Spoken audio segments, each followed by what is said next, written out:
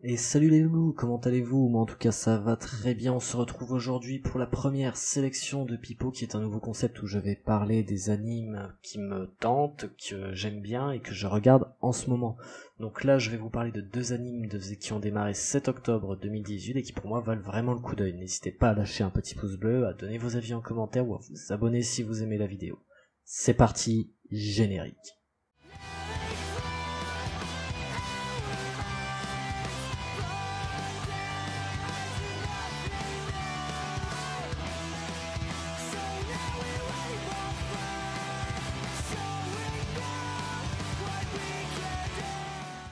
Donc on démarre cette sélection par Goblin Slayer, un seinen de type action-aventure dont voici un petit résumé. Dans un monde de fantasy, les aventuriers viennent de partout pour rejoindre la guilde afin d'y accomplir des exploits et d'obtenir gloire et richesse. Une jeune prêtresse inexpérimentée se joint à son premier groupe d'aventuriers afin d'accomplir une mission qui a pour but d'exterminer des gobelins. Mais ça se passe mal, et tout son groupe parmi elles se font anéantir par ces mêmes gobelins. Alors qu'elle est à deux doigts d'y rester et d'y passer, elle est sauvée par le pouvoir de l'amitié! Non, je déconne, par un aventurier qui est connu sous le nom de Crève-Gobelin. Ce personnage, aussi mystérieux que puissant, a pour but unique d'exterminer les gobelins par tous les moyens nécessaires et à sa disposition. Il va proposer à la prêtresse de l'accompagner dans sa quête. Ce seinen se démarque de la plupart des autres œuvres car pour une fois on ne voit pas des héros qui veulent aller taper les plus gros monstres possibles pour devenir riches et célèbres. Cette fois on ne s'attarde que sur des gobelins. Non, toi dégage, sur des gobelins. Oui, cette race de monstres souvent décrite comme la plus faible mais qui au travers du manga devient extrêmement féroce et redoutable. Le héros n'a pas de nobles idéaux ou quoi que ce soit qui s'en approche. Il ne veut qu'une chose, taper la prêtresse, exterminer les gobelins et sera prêt à tout mettre en œuvre pour y arriver. Goblin Slayer est à l'origine une série de light novel écrite par Kumo Kagiyu. Il a été adapté en manga par Kosuke Kurose puis par Mairo Ikeno. L'adaptation anime, qui a démarré le 6 octobre 2018, a été réalisée par White Fox. Pour info, White Fox c'est ReZero, Steingate Zero ou encore Jormungand. Il est diffusé par Wakanim pour nous autres français. Pourquoi cet anime est cool? Car il y a du sang! Non. Car il se démarque réellement des autres. Dans celui-là, on voit l'envers du décor et l'enfer que subissent les jeunes aventuriers.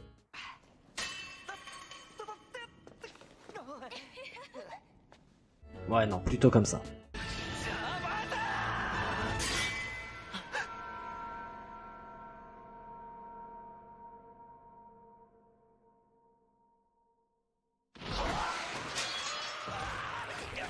Oui, là c'est mieux.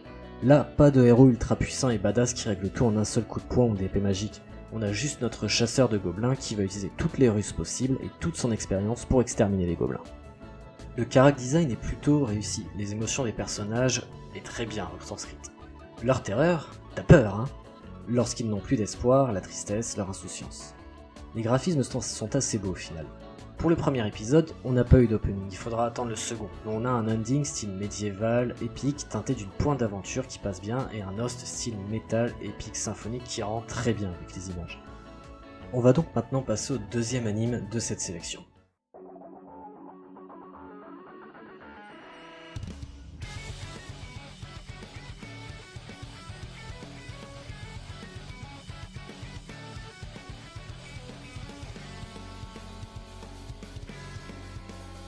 Le second anime de cette sélection est Radiant, dont voici un petit résumé.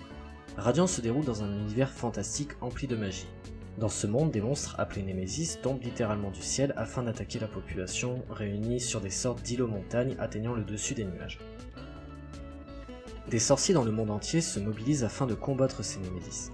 Ces sorciers sont en fait des personnes ayant touché des Némésis et ayant survécu. Normalement, c'est la mort.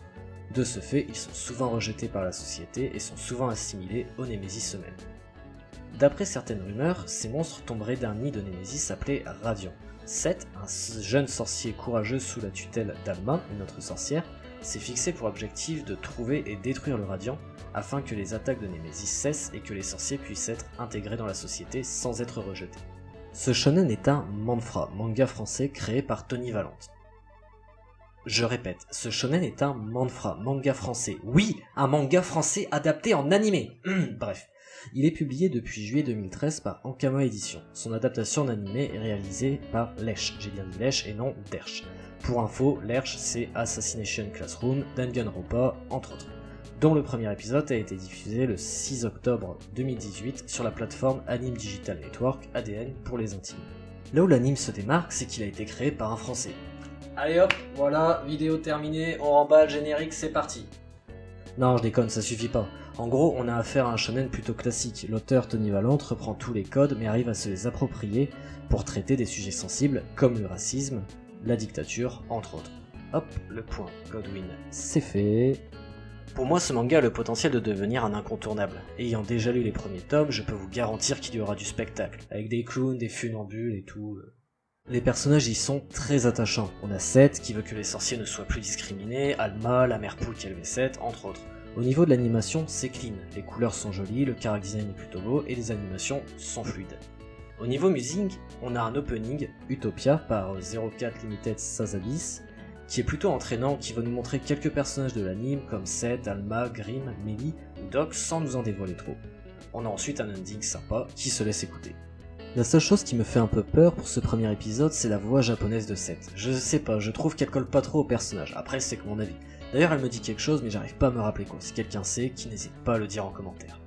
Voilà, c'est fini pour cette première sélection de Pipo, donc sélection de octobre 2018 pour le coup. Si jamais vous avez des remarques, d'autres mangas peut-être à me conseiller à regarder, des nouveautés surtout, autrement moi je continuerai à regarder cela et pour le moment je pense avoir fait le bon choix. Du coup je vous dis à bientôt pour une prochaine vidéo, allez salut bisous.